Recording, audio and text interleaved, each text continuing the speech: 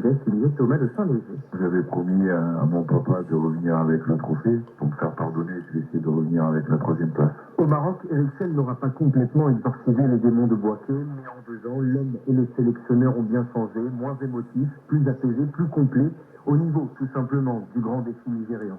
J'ai progressé dans tout, hein. J'ai progressé en anglais, j'ai rencontré une nouvelle culture, j'ai la chance d'entraîner des grands joueurs. Je suis très content. Maintenant, si Dieu me donne une chance de jouer une autre Coupe d'Afrique, Inch'Allah, je vais la chercher. Pourquoi pas encore avec le Nigeria? Eriksen a le soutien des joueurs et c'est sa réussite la plus importante en 1 an.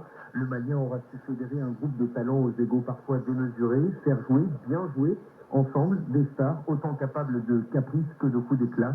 L'hommage fort du capitaine des Super Eagles, Wilfried Ndidi. Pour continuer ici, La fédération doit continuer avec lui, c'est un sélectionneur fantastique. Maintenant, nous jouons vraiment ensemble. Personne ne va faire un one-man show dans son coin ou porter l'équipe à lui tout seul.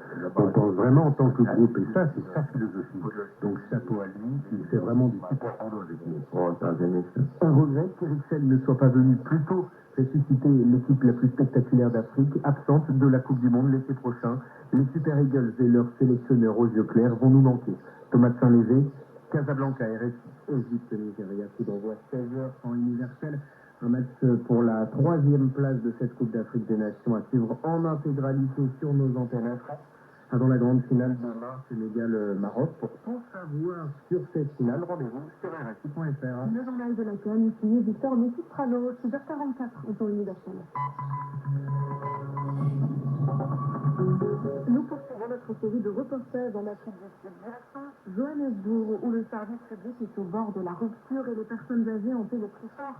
Les 39 maisons de retraite de la ville sont en faillite. Pas d'argent pour les rénover. Résultat, quand ce ne sont pas les toits qui s'effondrent, ce sont les murs qui se fissurent. Alors les résidents tentent de s'organiser pour maintenir un niveau de vie à peu près correct. Reportage de Valence-Floride. C'est un village pour retraités, comme un petit quartier composé de plusieurs blocs avec une peinture grise qui s'effrite sur les murs. On monte au premier étage dans l'appartement sombre de Venon, un homme de 80 ans. Mon plafond s'est effondré dans la